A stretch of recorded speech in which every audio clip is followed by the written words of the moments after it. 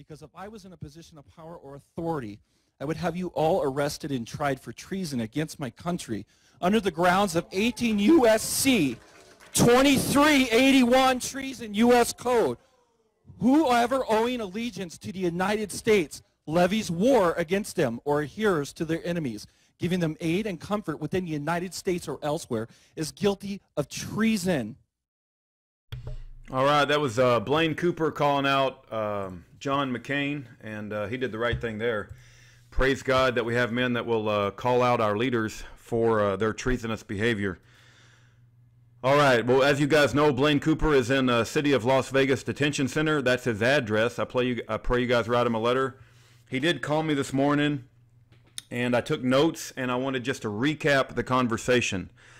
He made it very clear that his legal team has told him not to put anything more out on the internet with his voice because it could hurt his chances to get a fair sentence when he goes to sentencing. And so, as you know, as I mentioned to you guys before, when we receive these phone calls from these prisoners, we never know when it's going to be cut off. And so I took some notes, and I wanted to share the highlights of our conversation this morning. And if you can in any way help out with some of these things, it would be greatly appreciated. The first thing Blaine, well, it's not the first thing, but it did come up during our conversation, because I asked him, I said, how you doing on your commissary? And he said that he could use more money on his commissary. He mentioned that he was starving, which I gather that they barely feed him enough food to survive on with the calorie intake and stuff, and that they really do value being able to go to the commissary and buying, you know, noodles or candy bars or whatever they buy at the commissary. I don't think they can get apples and fruit. I think they get, you know, more food, but if it's healthy or not, I couldn't tell you. I just wouldn't know. You can donate to Blaine's commissary if you want to go to yearofjubilee.com.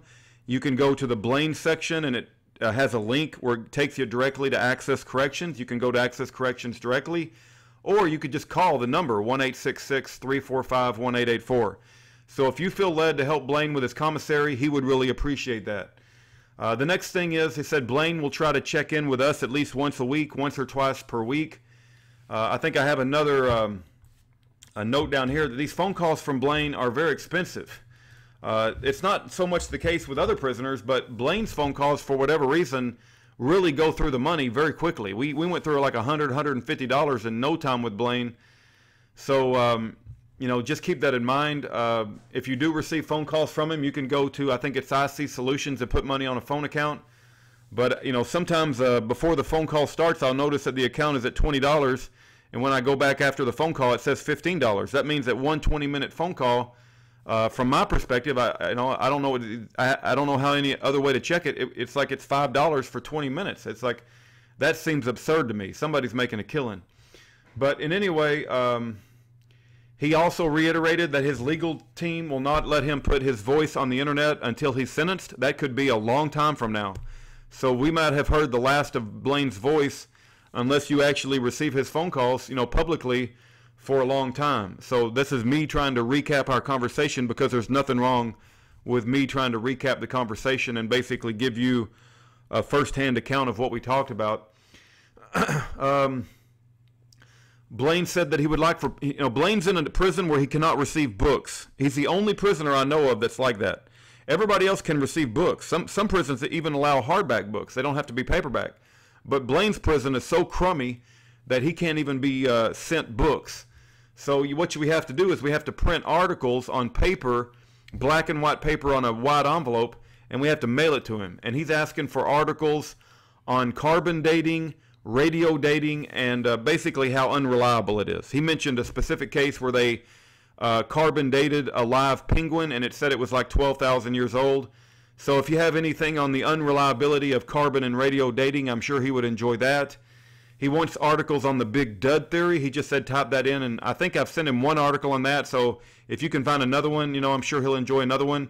But I wouldn't pick that as your primary one, because I've already sent him the big dud theory article. Like I mentioned before, he cannot receive books in his current prison. Blaine did mention that he got a letter from his little girl. So I'm sure he prizes that, you know, being able to communicate with his family and his children, and he's got two beautiful little girls.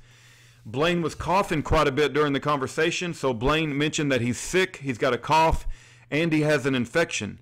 He said it will not go away without antibiotics, but they will not give him any antibiotics. And he said the food at the prison sucks. That seems to be a pretty common theme with these prisoners. The food sucks. He mentioned that his wife, Melissa Cooper, is having to move the entire house all by herself. She has nobody to help her. One person did volunteer to come over and cut the weeds, but he said that the time clock is ticking, and she's going to be evicted very soon. And he said to pray for his wife and to please contact his wife. Her email address is on the Year of Jubilee website if you want to reach out to her directly. And if you can help her, I'm sure she would appreciate that. Blaine has no idea when he will be sentenced. He said it will probably be after everybody else is sentenced, which could be a very long time. So we don't know when Blaine is going to be sentenced.